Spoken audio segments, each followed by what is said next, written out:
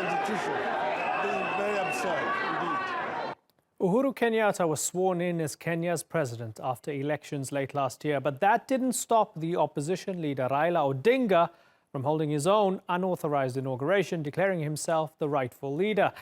And if you're going to hold a ceremony, you need someone to officiate. That role fell to this man, Miguna Miguna, the lawyer for the opposition coalition NASA.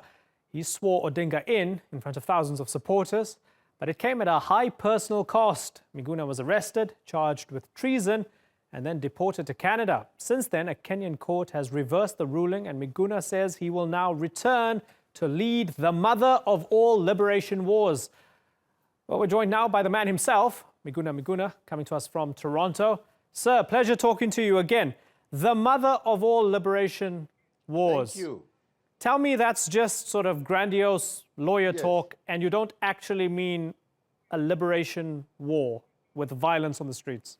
No, not violence, unless, of course, the illegitimate regime in Nairobi try to visit it on the people. I'm not a person who speak emptily, and I think even the regime in Nairobi knows that.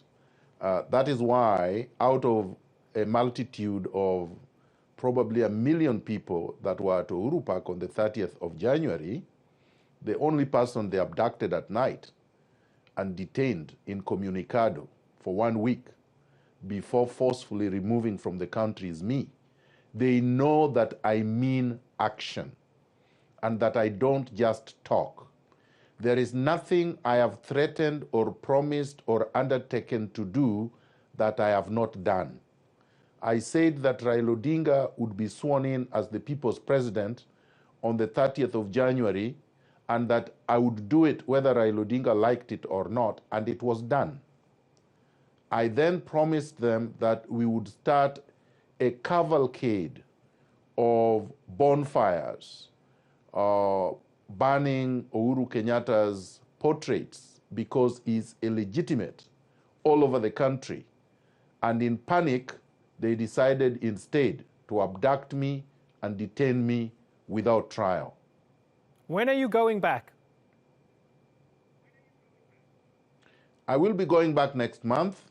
I'm going to start my global tour at the end of this week, which will take me to cities in Canada, the US, the UK, the mainland Europe, part of the Arab world, part of Africa, then back to Kenya.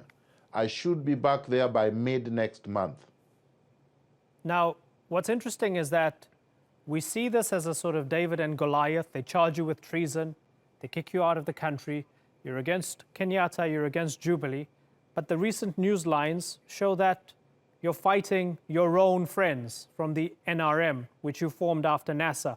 You had a go at the strategist, David Ndii, and the chief executive, Norman Magaya, accusing them of overstepping their mandate and trying to usurp the leadership of the organization. Even Raila Odinga saying, hey, ignore Miguna, I have full trust in these guys. So how can we expect you to take on Kenyatta and take on Jubilee and take on this system in the mother of all liberation wars when you don't have your own house in order? Well, first of all, David Ndii and Norman Magaya are not members of the NRM. They are members of NASA. NASA is a political outfit that fights for political power at the ballot. They did not get political power at the ballot on August 8th because Uhuru Kenyatta stole that election.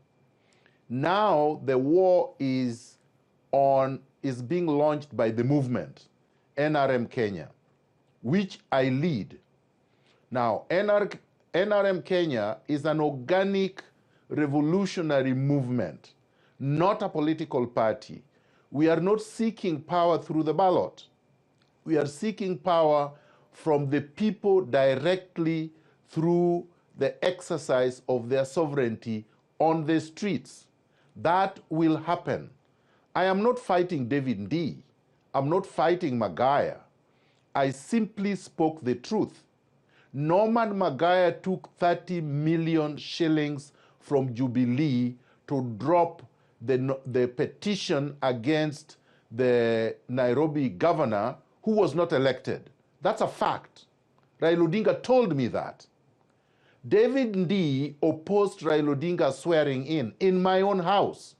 I needed to be able to set the record straight because they were celebrating after I was arrested.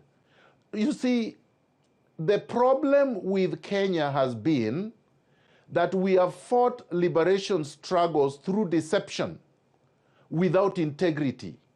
I have decided, and members of the NRM have decided, that this war is going to be won through honesty, through truth, through integrity, and through courage, not deception, not lies. But did it having sting you? said that, Certainly. our enemy is Jubilee, the regime in Nairobi, not these other people. We just needed to set the record straight in our own house and then move ahead against the enemy. I understand that fully. And you say that the enemy is Jubilee and the enemy is Kenyatta. But as a result of you trying to set the record straight, I'm going to go back to this again. You have the man you swore in as the people's president, yes, Raila Odinga, who's saying, don't listen to Miguna, yes, don't listen to this guy, ignore him. Doesn't that sting? Listen, you ignore Miguna at your own peril. Raila Odinga knows that. It is easier said than done. The youth in Nairobi, the youth in Kenya are not going to ignore me. They listen to me. And they are not going to listen to anybody saying, ignore the person, the only person that validated Raila Odinga's victory, the only person that protected Raila Odinga from being relegated to the dustbin of history. Had Raila Odinga not been sworn in on January 30th, today we would have been singing dirges at Raila Odinga's funeral. Because of my courage, because of what I did, Raila Odinga has a lifeline politically. So there is no way that anybody is going to ignore me. I will not allow it, and NRM will not allow it. I'm interested to hear what you had to say, that you don't seek power through the ballot box and through people exercising their sovereignty on the streets. So let's think this through for a second. So you believe that your group should come to power as a result of, say, 1 million people on the streets. What happens if Kenyatta can get 1 million people to support him on the streets? So then you're just going to what? You're going to decide who takes over the country based on crowd sizes? Is that democratic? No, I think we have to be historical here. In the 90s, in the Philippines, the people power chased away the dictatorship of Marcos. It could have been earlier, but the people chased away Marcos' dictatorship on the street. In Burkina Faso, a few years ago, Compaore, a dictator, was chased away by the people on the streets. It is not new. Revolutions are made on the street, not on the boardrooms, not at the ballot box. It is clear now that we cannot restore our democracy. We will not be able to restore the rule of law and the principles of constitutionalism in Kenya if we do not remove these two despots from power. And we are not going to do so through the ballot because they have captured the IEBC, the Independent Electoral and Boundaries Commission, that is supposed to superintend over elections. So we are not going to have credible, verifiable, transparent elections for as long as Jubilee has a stranglehold over the IEBC. So then what is our next course of action? We don't want a bloodbath, but the people have the power to decide who their leaders are going to be. Uhuru Kenyatta does not control 30% of Kenyans. We know that. We saw during Jamhuri Day, less than 1,000 people turned up to watch him give a speech to a complete empty stadium. So we know he does not have people. So we are going to command our people to come onto the streets and to demonstrate that power belongs to the people. Uhuru Kenyatta may decide to concede and call for fresh elections, or he can decide to take a flight to Congo. Okay. The choice is his.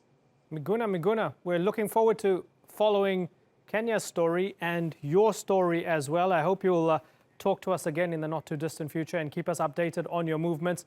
For now, thank you very much for joining us from Toronto.